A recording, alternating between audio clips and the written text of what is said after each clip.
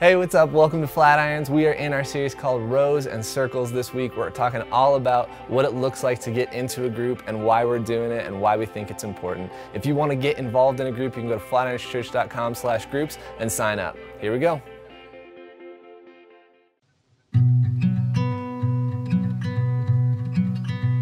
So my expectation going into the group, I think my misconception was that it was going to be way churchier and way more formal and honestly kind of awkward and maybe a little boring. So going into the group, I don't know if I really had expectations other than I hope that they do not kick me out of the group, because I'm very strange. I've got really weird thoughts. I've got all of this shame from my background. And so I just hope that I can be accepted and maybe even asked back. My expectation of a small group is that I would have wine every week, but I wouldn't have to pay for wine every week. That's real. So my expectations coming in to my soul group were to get in a circle with some other guys in my stage of life who are trying to run after the same thing, and hopefully just through that process learn a lot about ourselves and just grow together. I would say that my expectation going into a group was to be in community with a bunch of people that I was gonna have to kind of put on a show for, not really be able to talk about my real problems, a group that was gonna kind of make me feel shamed or anything like that because of where they were at, and that didn't end up being the case at all. I'm surrounded by all these incredible people that have come around me and shown me that they're not only struggling with a lot of the same things, but they're also super invested in helping me walk through them as well. So we've all just been able to really come together and run after Jesus together. And I would say what I actually found, I'm generally a pretty guarded person. I have a hard time and I'm pretty slow to trust. And I'm pretty good at putting on a face, putting my best foot forward. And I found a group of people that I can genuinely be only myself and exclusively myself with. So it's a very safe place. And I think that's been the biggest impact on my life. Just kind of sitting back and watching other people and looking at them and listening to some of their story and being like, wow, they are really weird. Wow, that person is super weird. And then being like, oh my gosh, these are my people. I can be here. I can't do perfect, but I can do weird. And so just being part of a group, just being with these people that we can be weird together, running after Jesus together, just totally above and beyond met my expectations. Our small group was totally God sent. We ended up all being in really similar stages of life. We all got married in the same year almost. We started having children at the same time. And it was just a really awesome season to get to enjoy all of those changes with people that we really loved. I think the biggest way that my group has impacted my life has been through their safety. The biggest thing that I need a lot of times is not a lot of answers, but people who really know how to listen. And that group has provided me the opportunity just to come in and spill all my emotions, talk about the good things, the bad things that are going on in my life, and know that at the end of the day, those guys are going to have my back, they're going to love me, they're going to support me and push me to be the best version of myself that I can be. Hey, I think probably the two things that jump out from that video for me was when Ann goes, I don't do perfect, but I do weird. And that should be the t-shirt for this church, right? Because none of us are perfect, but we're weird. We know that. And the other thing is the last young man, Christian, when he said, most of the time I don't need somebody to give me advice. I just need somebody to listen. You ever feel like that? Just don't talk, just listen. And I just share. And I think that's one of the best things happening about groups. Over the past couple of weeks, we have been answering some really big questions about our life with God, our lives with ourselves, and our lives with one another. And we have been defining and unpacking some terms and some kind of key ideas about how we got to where we are today. However we are today, how did we get here? But also, what might need to be changed or embraced to see something different, and by different, I mean better, happen in our future. Our past does not have to define our future. It certainly doesn't have the right to condemn our future, but some things might need to change. And so as we wrap up this circle, Rows and Circles series we've been in, where we have seen thousands of people, literally thousands of people, take a risk And that's a really, really important phrase. I want you to hold on. This is where we're going to land today, because it's a risk. What they've done is they've been coming and they've been sitting in rows, and they're taking a risk to step out and join a small group or a circle of people who go, I want to run after the same thing that you're running after. It's the exact same thing, right? And I want you to remember that. See, as we launch into this study starting next week we're gonna launch into a study of the Sermon on the Mount. Let me just time out commercial. I know it's Labor Day. I know you have plans. You should change them. There, all right? Because I'm telling you, we're going to launch into something that it's like the best 3 chapters in the Bible, if I'm allowed to say that. It's like everything else that Jesus says can be tied back to these three chapters, all right? So as we look at that, starting next week, and you're going to be here for that, here's what I thought to myself. I was like, why don't we just use today like as a day of review?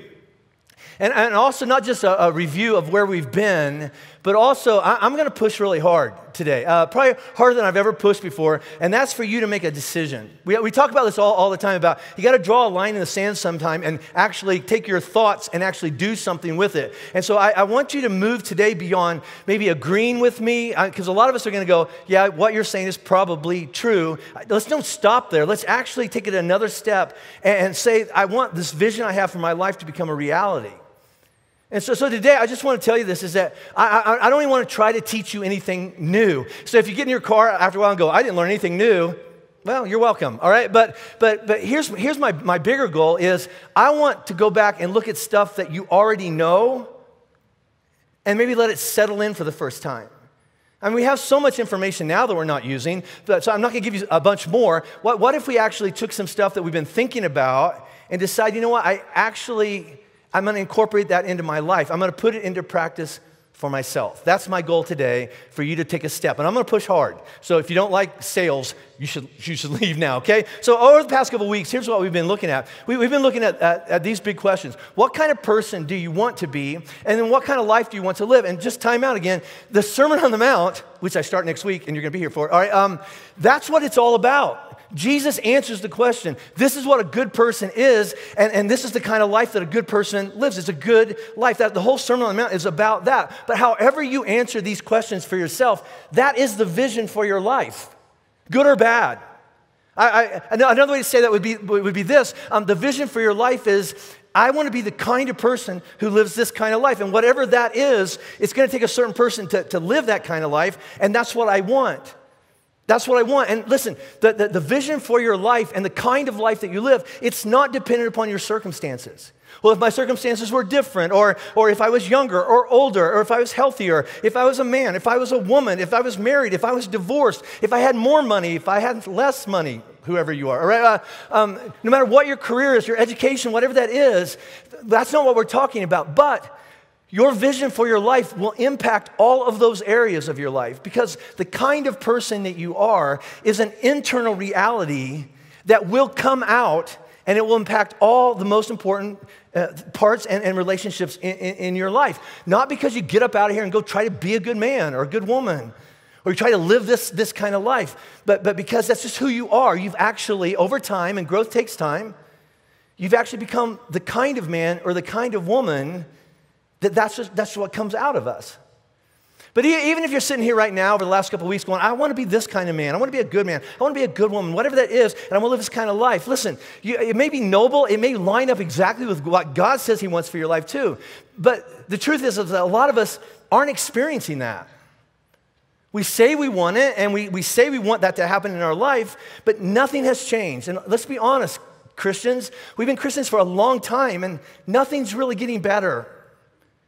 Nothing changes until you take that vision and continue on to the next step. You must intentionally start building and pursuing a strategy to see the vision for your life become a reality. You're going to have to do something different if what you say you want for your life is actually going to happen. And Jesus said that the best strategy for that, to become that kind of person, to live this really, really good life, it's very simple. He just says, just come follow me. Just come follow me. And over time, It's going to happen. Come follow me. What do you mean? Just spend time with me. Just listen to me. Get to know the real me. Watch me do what I do. Kind of watch and see how I think. And eventually, once you begin to see how Jesus thinks, then maybe we'll start thinking like him. Maybe we'll see God the way Jesus sees God. Maybe when we look in the mirror, we'll see ourselves the way Jesus sees us. Maybe when we look around the world and we see people, we won't see them like we've always seen them. We'll see them like the way Jesus sees them.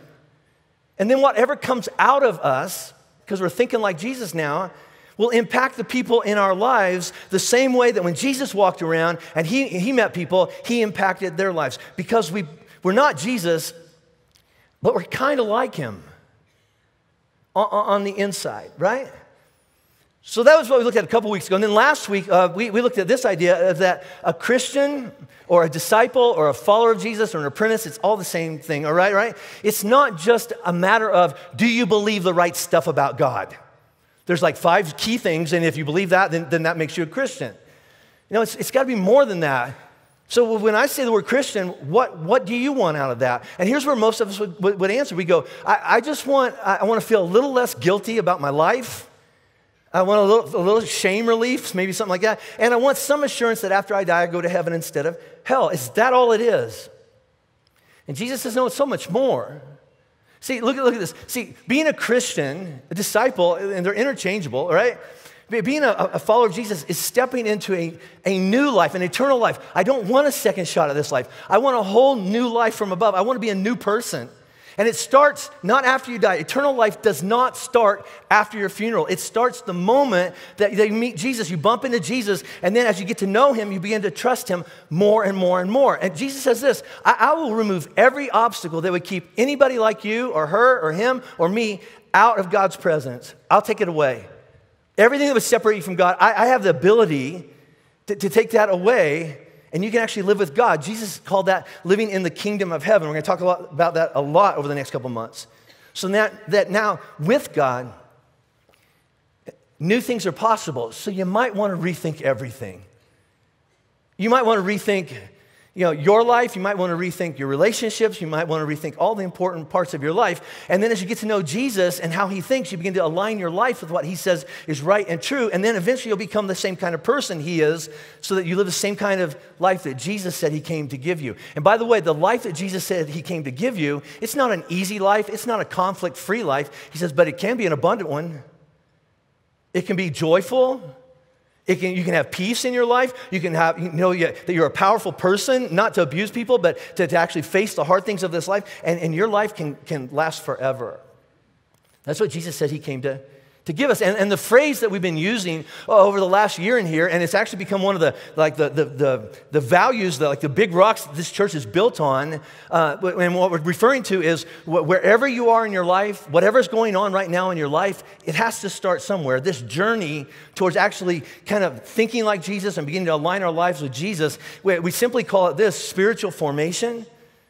It's a big idea, and we're going to keep coming back to this over and over because this is what we do.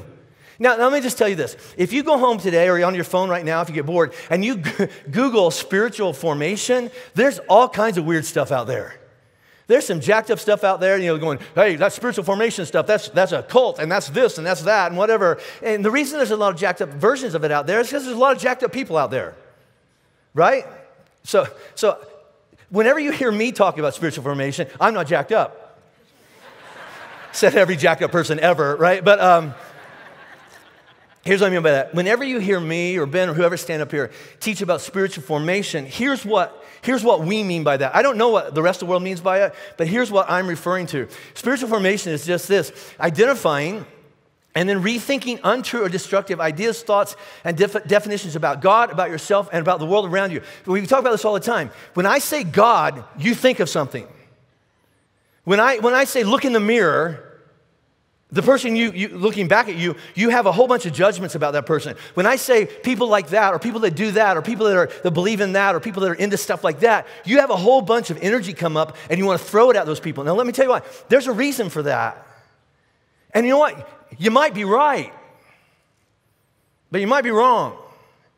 And it just seems like it's worth looking at and identifying where did this come from, and then not just stop that, but maybe get to know Jesus better and replace our thoughts and ideas with the ideas and thoughts and definitions that fill the mind of Christ. And listen, what we're talking about, this journey, it's not for like religious elite people, super Christians or spiritual giants. Jesus says it's available to everybody. No matter what's going on in your life, it has to start somewhere. As a matter of fact, don't even try to change anything before you take that step towards Jesus.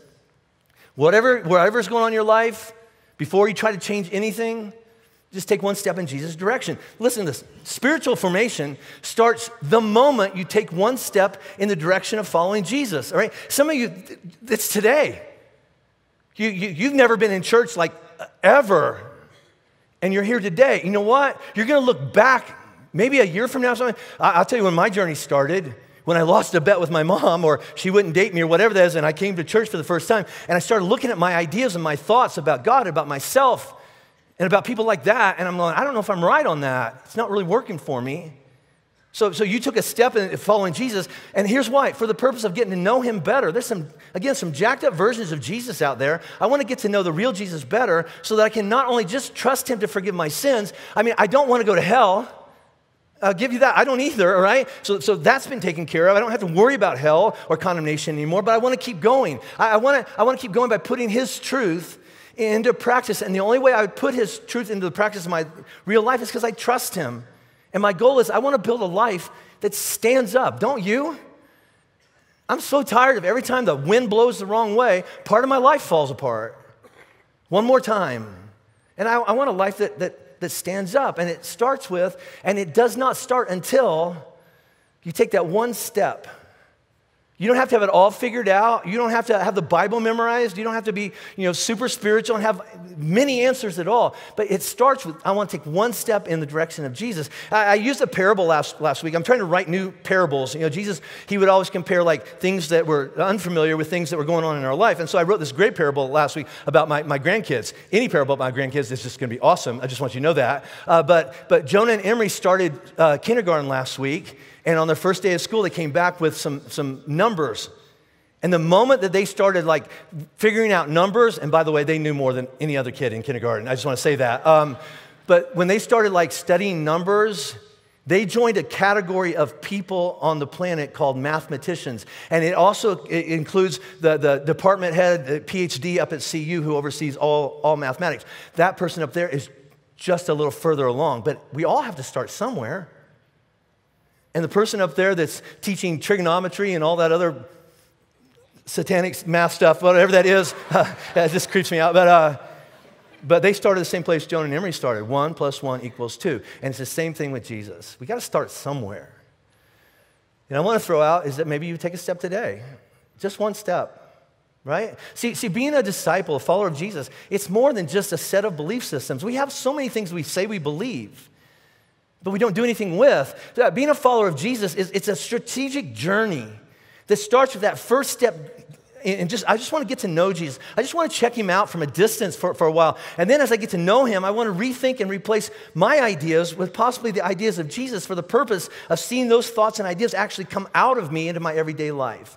And so what we've been talking about for the last couple of weeks in here is a strategy. And it's not a strategy that Flatirons came up with, or I sat in my office and went, I got an idea for our church. No. We go back to the Bible and go, how did they do it? See, I don't know if the church in America, 2,000 years after Jesus started it, I don't know if we're perfect. I'm pretty sure we're not. I'm sure we messed up some stuff along the way, but the only way to know that we're actually close to what Jesus had in mind is to go back and look at the very first church that Jesus started and go, what were they into? What kind of things were they doing as they were going after the same things that Flatirons says that we're going after? They want to know how Jesus thinks and replace their ideas. They're going after spiritual formation too. So let's go back to the very first church ever. So if you have a Bible with you or you have a Bible app on your phone or something like that, we're going to be in Acts chapter 2. And Acts is just it's a kind of an abbreviated word for actions. It's like the actions of the very first Christians.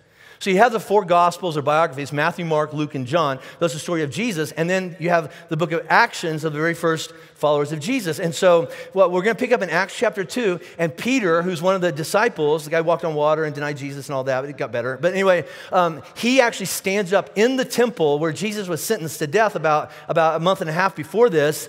And he preaches the very first sermon in the very first church ever, says this is who Jesus is. And then about 3,000 men and their families said, we're in, we want to get baptized. They know this much about Jesus. They know this much about Jesus. They don't have him all figured out. All they know is, I've been a Christian, I guess, for like 5 minutes, and I want to get to know Jesus more. I want to know how he thinks. So what did they do in order to do that? Well, Acts chapter 2 says this, and they, the very first followers of Jesus, they devoted themselves. And that's a really, really important word, okay? Meaning we don't have time for everything in our life, and so we got to figure out what's important. That's important, right? Hang on to that. And so they said, okay, let's devote ourselves to the apostles' teaching. And so what they would do is because they'd all grown up Jewish and they'd actually become Christians in the Jewish temple, they didn't know what else to do, so they just went back to the temple, or when the temple wasn't available, they probably went out in a field or something like that. And then one of the men who had followed Jesus around for 3 years, he would stand up and he goes, okay, I want to teach you about Jesus. So one day, Jesus taught me this. One day, I saw Jesus do this. One day, Jesus said that this is what we ought to do. And so I want to teach you what he taught me. By the way, and this is what we talked about last week, that's all he tells us to do in the Great Commission. Whatever you've learned from Jesus, just pass it on to somebody else. Don't try to teach stuff you don't know. It doesn't work out well. And so somebody would stand up and go, I hung out with Jesus for about a year, 2 years, 3 years, and this is what he taught me, and this is my story. Nobody can argue with my story. Jesus changed this part of my life, and I just want to tell you about that. And so they would get together in these big groups, and I don't know if they sat in rows, but let's just go with it. It works my illustration, okay? So they would be in the temple or they'd be in the field, and they'd be all sitting, listening to somebody teach them new information about Jesus in rows. And then they would get up from those fields, or they'd get up from that temple or wherever they were, and we find those same people leaving the big group, and they would do this. It says that they would meet and they would teach one another from house to house. We can't all come to this big building. So how about, why don't you just come over to my house and let's try to unpack what that guy told us about Jesus. It says this, is that they would gather together and they would eat meals together around tables in circles. Right? And what they would do is they would go, okay, I've never heard anybody say something like that. You're saying that Jesus says this is true. Can you come over to the house and we'll make a pot roast or barbecue and pour some wine and sit on my patio and go, does that make sense to you?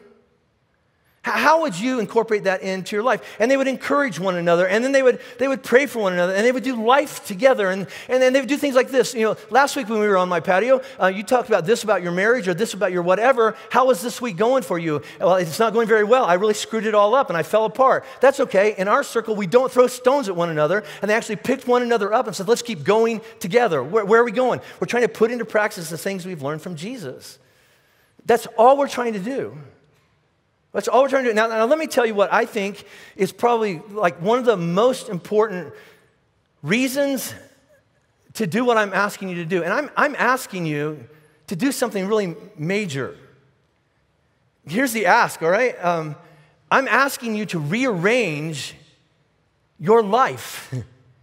Your busy life, that you don't have enough time to do what needs to be done already. You can barely make it to all the stuff you've already overcommitted to. And I'm saying, hey, would you be willing to devote yourself to something new and push some things apart and actually devote yourself to something really, really important? Would you be willing to rearrange your life and take a risk and step into a circle, a spiritual formation group? And here's why this is so important.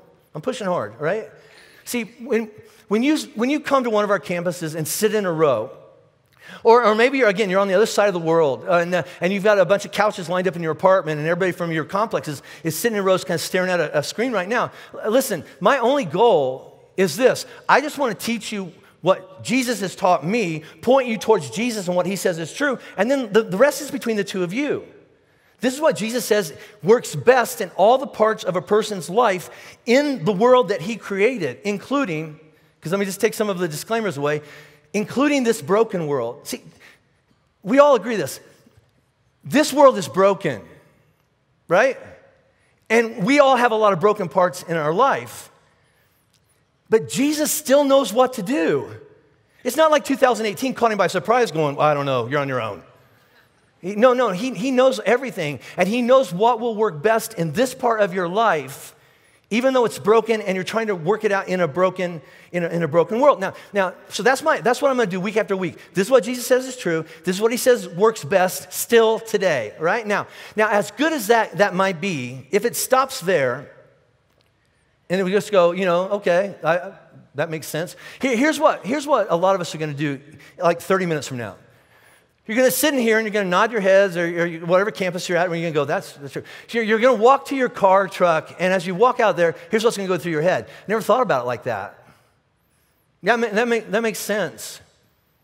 That's good. That's probably true for a lot of people. I wish that would be true for me. And I need to pay attention to that. But now you're in traffic. And life gets crazy because you're already late for the thing you have to do after church. And you go, okay, I'll file that away and I will get to it. But we never do. Not because we're bad people, we're just busy. So nothing ever changes in our life, let alone moves towards what Jesus says is true. We mean to, and we're going to get to it, but we just never do. So I wrote another parable. Ta-da, you're welcome. It's a good one. You can tell this, it worked later. All right, so it would be like this. Imagine that you come into one of our campuses every weekend, and I stand up here and I tell you this great and compelling message about how you ought to learn how to swim. Just go with it, all right? I'm not really talking about swimming, all right? Swimming is good, and you go, swimming is good. And swimming is fun. Yes, praise the Lord, Jim. Swimming's fun, all right? And you know what? And how about this? If you would learn to swim, a day may come where your boat tips over and you're going to be fine. Because you know how to swim. And how about this? You're going to look out of your boat one day, and somebody you really care about is drowning, and you're going to know what to do. And you're going to sit in here, and you're going to go, that's right. I should learn how to swim. I ought to learn how to swim. And then we close the service with a song about the attributes of swimming. Praise God. All right. And then you leave. Now, here's the problem. And I'm not really talking about swimming, right? What? Oh, yeah, right. Okay, all right. So here's the problem, and here's a description of what I would say a lot of our spiritual life is like. We know we ought to do that. We know we should learn how to swim, and we agree with all the ought tos, but we never get around to actually learning how to swim. And here's the ironic part is we keep finding ourselves in situations where it feels like we're drowning. Or we look out and we see people that we really love being swept away, and we go, I don't know what to do. And I wish I learned to swim. And I didn't. Right? This sounds like familiar to anybody's life? It does mine. So when I talk about groups, listen, the purpose of groups and circles is not just to teach people what they ought to do. Of course we ought to do it. Jesus is so smart, and he says this works best. We ought to do that, but we don't want to stop there. See, the goal or the purpose of groups is to, and what's this word? Train. It's really important. So in groups, what we're going to do is we're going to train disciples, and remember that word because we're going to come back to a part of that word, is to train disciples to do what needs to be done when it needs to be done. Or how about this? We want to train to know what to do before we find ourselves in a situation going, boy, I wish I knew what to do now. I already know that. And I've used this metaphor a lot over the last couple months, but it just nails it. Like if you're playing, infield at a baseball game or something like that, and a ball comes off the bat at 100 miles an hour at your face, now is not the time to go, what should I do? Boom, you're dead. You're just unconscious, and they call timeout, and they haul you off, all right? See, no, now is not the time to wish that you had prepared. Now is the time when all those hours of, training need to kick in. All those hours off the field, all those hours in practice when the stands weren't full and nobody was watching, all those times you did it over and over and over and over and said, what's the point of this? Over and over and over. And this is the time when muscle memory kicks in and you just know what to do because you've been training for so long. But here's what most of us do. We just get mad at the batter. Or we blame the ball for breaking our face. But all that ball did was reveal that we weren't ready for what was coming at us. And we got knocked out of the game again. And that sounds very familiar to my life. So the key word is not do you know what to do. The key word is it's training. Because if we train, in all the most important parts of our life, we'll know what to do. And the way that we train is this word discipline. It's the same basic word of disciple. A disciple is someone who's disciplining themselves. And that usually applies to physical activity or sports or diet or something like that. But it's true in all areas of life. Discipline. What do you mean? See, a discipline, and this would be take a picture of this, all right? So this is really great definition. A discipline is simply training now so that we can do in the future what we cannot do now by direct effort. No matter how hard we try, I just can't do it today. But if I were to train, I currently, after church, I'm not going to even try this, but I can't run a marathon. All right, I would stroke out by the time I got to 287. I was just like, no, I can't do this. But if I were to train, maybe. I say all the time, I want to learn how to speak Spanish. I have some really good friends in Mexico City, but if I fly down there to Mexico City to visit my friend James, and I get lost in Mexico City, I can't make it up. I cannot force Spanish to come out of me. But if I were to train now, when I find myself in that situation, I'm ready. I got this. I've been training for this for a long time. Right? There's a long list. I currently can't fly fish, I can't ride a motorcycle, and I cannot perform surgery. If I say, yeah, I can, don't believe me, all right? But if I were to rearrange my life in such a way and say, I got to put some things aside, and I want to go back to school, and I want to start studying and training to do that, new things become possible. Let's get a little more personal. I want to say can't. I currently don't contain my anger very well. I currently am not very good at forgiving my enemies. I'm not very good at loving certain kinds of people who do stuff that I think is just gross. And honestly, I don't even want to try.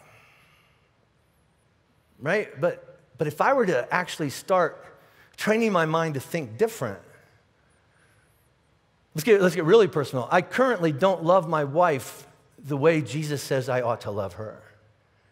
Even though I talk about it all the time about, I need to be more attentive. I need to spend more time. And nothing really changes.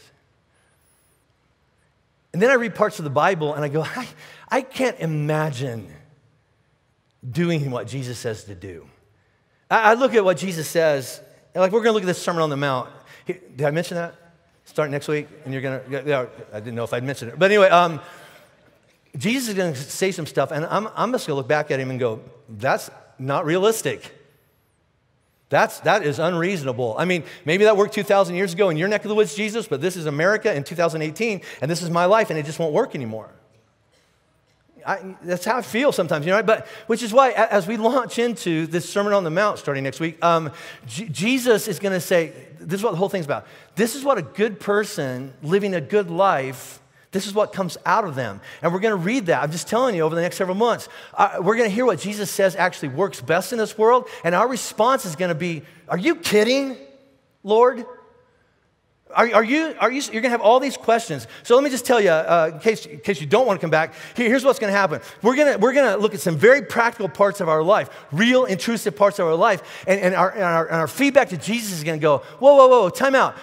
You're saying it's a sin to murder? Okay, I'll give you that one. But are you saying it's a sin just to get angry? Are you saying it's a sin that if my marriage is a disaster and love left long ago, that I'm a bad person if I step out and meet somebody on the side? Are you saying that it's a sin if I get a divorce? There's that little verse in there that says, are you saying it's a sin if I actually marry a divorced person? Are you saying if I'm a bad person if I've done stuff like that? Is that what you're saying, Jesus? We're gonna hit all that. And you know what? I'm just going to tell you, Jesus won't answer your question.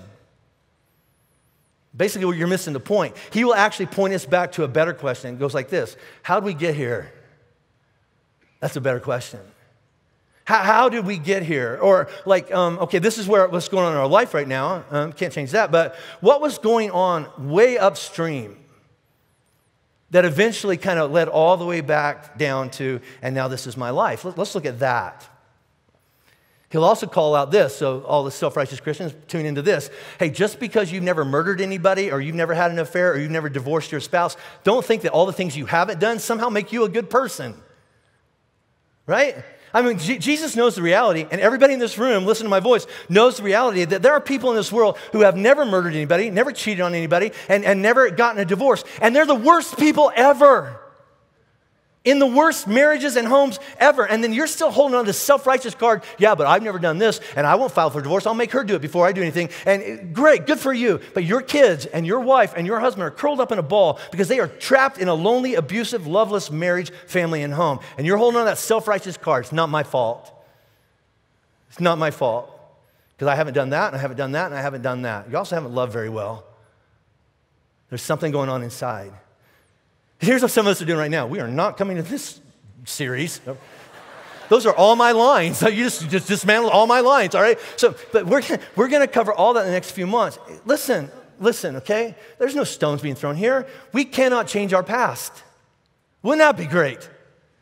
If there's a divine rewind button and we could get that back and do it over, but we can't. But here's what I believe Jesus is teaching us over the next several months. But what if we could take a look at what was going on in our hearts, or what's going on in our hearts right now? What is going on in our hearts back then and right now, and then start understanding better what Jesus says about the human heart and what happens when life just gets nuts and crazy and confusing and depressing and loveless and abusive and lonely. What happens to our hearts when life is just crazy? And then not just look back at Jesus and go, all right, you're right, I should have done it different. Well, there's no point in saying that. But from now on, as I'm getting to know Jesus better, and I'm starting to trust him better, and I'm starting to embrace his truth into my life, truth that begins to change me on the inside, what if I begin, out of the overflow of that, begin training on the outside so that the same things don't keep on happening? Not because I'm trying to be a different person, but because I am a different person, but I got to put it into practice. I got to get that muscle memory because all I know is my past, and I want something better for my future. See, let's be honest, and this is so important. Nobody, and we've all watched the news the last couple of weeks, nobody just murdered somebody or cheated on their husband or wife or filed for divorce because of one isolated thing that happened one day that nobody saw coming. Be honest. On both sides of the argument, right? I'll just change it to me. All my biggest regrets in my life were not because of one event. It was a progression of little steps. And the little step didn't even feel like it was much and didn't even matter. But I put 100 of those together and I'm way off track. Or a little frustration. It doesn't matter. It's just a little frustration. And you put enough frustrations in a pile, eventually it's a big frustration and you get angry, right? Or a lot of justifications and rationalizations why in this case I ought to be able to do this, and eventually it just all goes up and then it lands here. But the key word there is honest. Are you willing to be honest? Honest about what's going on in your heart? Currently, and again, I'll just talk about myself. I know my heart. You know your heart. Like nobody else does. And you know what goes on in here and what your heart is capable of. I do, and it's dark on its own, in isolation. We're capable of a lot of stuff. As a matter of fact, the biggest regrets in our life, if you would have asked us 5 years before it all blew up, we would have said it'll never happen. But it did. So before it happens again, why don't we go upstream and figure out what's really going on? Which brings me to the questions I want to leave you with. We're going to get out here on time, 3 weeks in a row. Cheers. That's me clap. That was discouraging. Anyway, so here's a shut up. So here's a question. So why would a person not want to do this? Why would a person say, I don't want to examine and compare my current ideas, thoughts, and beliefs and find out that maybe they're different from Jesus and then replace them with the ideas and thoughts and beliefs that fill the mind of Christ? Why would somebody go, I don't want to do that? And so I thought, well, let me just figure out all the excuses I've ever given. And I've given a lot.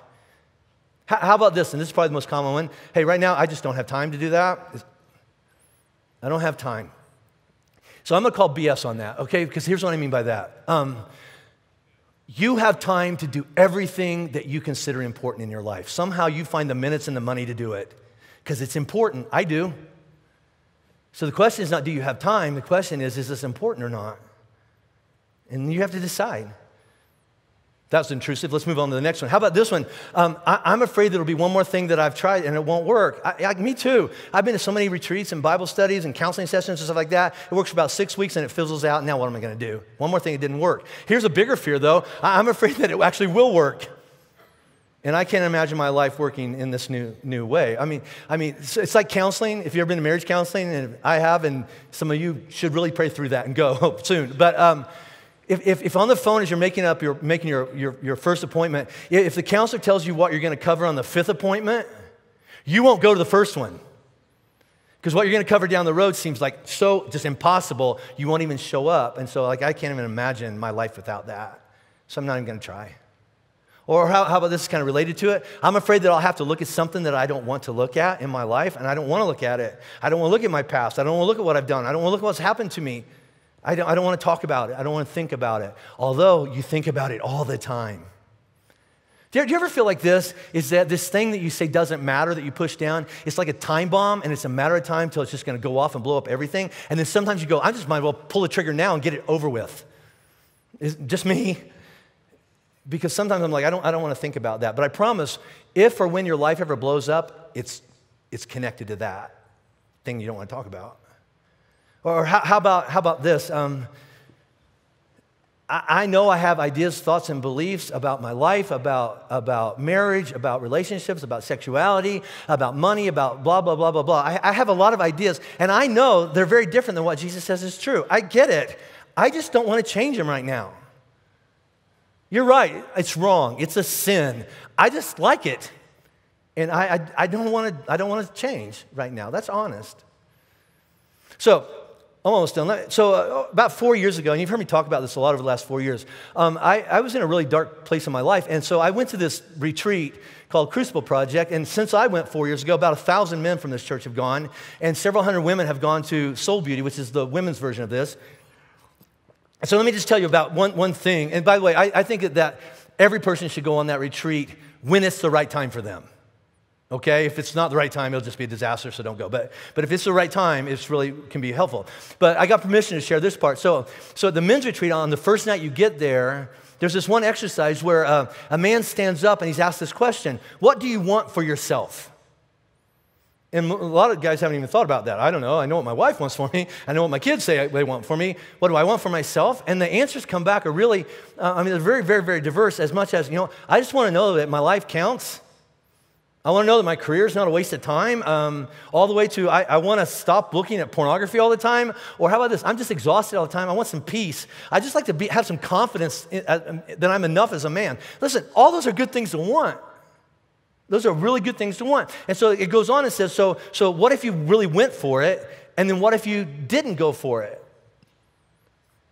Here's kind of the point of this whole exercise. No matter what you decide, I'm going to go for that and have it be part of my life, or I'm not. No matter what you decide to do, there's a risk involved. If I go for this so that I can become a good man and become a good husband, or whatever that is for you, if I do that, the risk is I might try it and fail, or I might try it and I have to give up that. And that's a risk for me. But if I don't go for it at all, then I know I'm going to lose them. But there's a risk either way. If I don't go for it or if I do go for it, either way, that's a risk. And here's my point in all that, all right? Here's what I want you to do right now. I want you to look at the conversation you've been having in your head with me for the last 30 minutes, all the excuses and rationalizations you're putting up right now for why I'm not going to do this. I'm not going to join a circle. I'm not going to get in a group for the purpose of aligning my life with God. Okay. Just know this. If you were to join a circle, or if you choose not to join a circle, both come with a risk. Because if you do this, this might happen, but it might not. And if you don't do this, then certain things are going to happen too, right? And you just have to take a look at both the risk of joining a group or not joining a group and make a decision based on, is it worth it? Is it worth it for me to rearrange my life and give this a try? And you have to decide. So here's what I got about 6 minutes left, all right? So I'm going to leave you the same way I've left you for the last 2 weeks. I want to give you the prelude to the Sermon on the Mount, which I start next week, by the way. And then I want to give you the closing comments from that. So Matthew chapter 4, right at the end of it, Jesus, it's been about a year since his baptism. He's got his disciples following him. About 12 guys are following around, and he's teaching things about God, and he's healing people, and he's reaching out to, but the Beatitudes, which is the first 12 verses of the Sermon on the Mount, it's a list of all the people that religion says God has no use for you. And we're going to start there because Jesus goes, I beg to differ. But he's going around and he's changing people's lives. And this is how it starts. It says, from that time, Jesus began to preach, saying, repent, which means rethink everything. Here's why, because the kingdom of heaven is available. It's at hand. Jesus says, I've removed every obstacle that would keep you, no matter what you've done or what's been done to you, no matter what the circumstances of your life. I've taken everything away that would keep you out of the availability of the power and the presence of God and living all your life with God and experiencing a good life. And if that's true, you might want to repent. You might want to rethink all the parts of your life. Because now with Jesus, new things are possible. But it's up to you.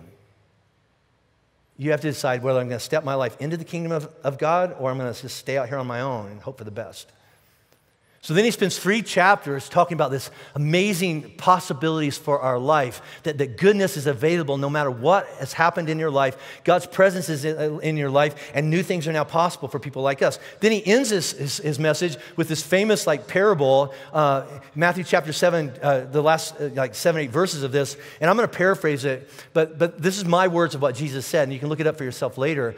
Jesus wraps it up by saying, so I didn't come just to give you more information about God and more religious data that you're not going to use either. The reason I came here today is I would like to live life with you. All the parts of your life with you, but it's your choice. You get to choose, right? If you want to keep on living the way you're living and saying, I believe the right stuff about God, I'm pretty sure I'm not going to hell, but continuing to not incorporate anything of what Jesus says is true into your life, please know, this is where it goes, in the world I created. He says this, is that the storms of life are going to hit your life.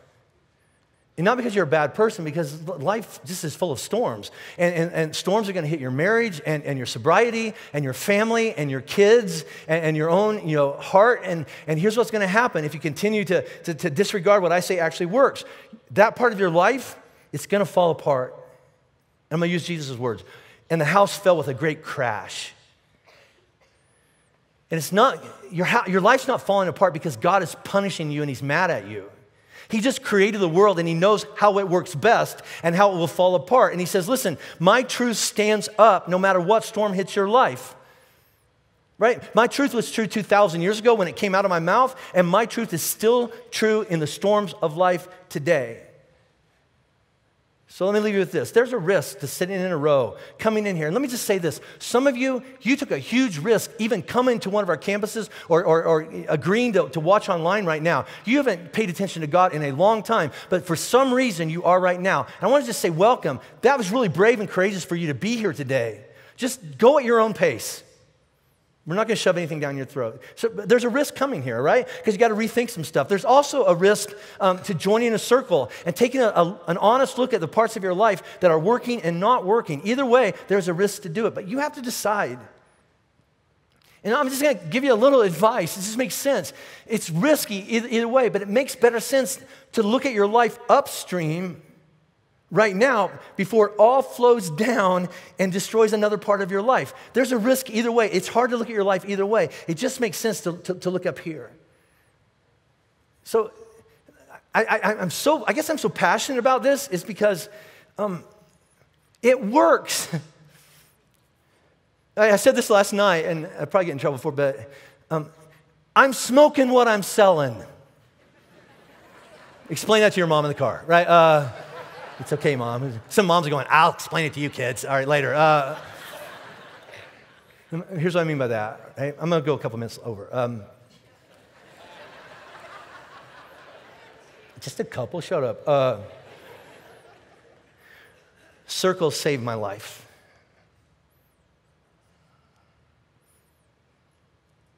Four years ago, my life was dark, and you didn't know it. I'm Pastor Jim. Everything's good at my house, right? But fear, shame, and insecurity had put a cap on my life, and it was a matter of time until I pulled the trigger and went, let's just get it over with.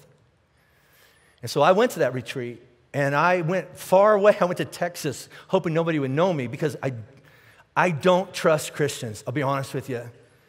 Churches have destroyed my family. My dad was a pastor. They broke his heart. And so the last thing you want to be in church is real. So I went to another state, and basically I said, this is who I am, and I handed out bullets, and I expected to be shot, and nobody shot me. I got grace. But that was in Texas, and then I came back here. Now what do I do with that? And about 3.5 years ago, I became a part of a circle of men. It was 9 men at the time. We've whittled it down to 5, which is fine. And this group of men know everything about me. And they have saved my marriage. They have saved me being the pastor of this church. And they have helped me avoid all the things upstream that have the potential to flow downstream and devastate everybody connected to me, because I'm capable of it. And so if you're sitting here going, I don't think I need that, you're better than me. Because it's changed my life, and it's God's plan for his church. We have Jesus, but we have to have one another. And so if you're even thinking about even considering it, go to one of the lobbies right now, or students' churches, or go online, or call in and go, okay, help me understand this group thing a little bit more. Are we going to sit around and cry and sing Kumbaya? Gosh, I hope not. But just put your toe in the water and see where it goes. There's a risk either way. 1 minute over. I'm done. Let's stand up, and I'm going to pray at all our campuses. We're going to sing this awesome song about God's faithfulness to us. His faithfulness is in spite of our lack of faithfulness. Lord, right now, we have all these conversations going on in our head about why we can't do that, why we shouldn't do that, what's at risk if we do that. But God, there's some of us right now at a crossroads in our life going, something needs to change. And I want it to change before I get served papers. I want it to change before I fall off the wagon. And I want it to change before a cop shows up at my door and tells me, so I need to talk about your kid. I need things to change now, upstream. And even if I'm in the middle of a storm right now, I need a rock that I can plant my feet on, that every time the wind blows, I won't fall apart again. And so, God, I wish I could have a different past, but I don't. But I can't have a different future, because new things are possible in the kingdom of God. Jesus, that's what you promised. And so I pray that thousands more people will take a step across that line and go, I'm going to try this. I'm going to follow Jesus. That's my prayer. In Jesus' name, amen.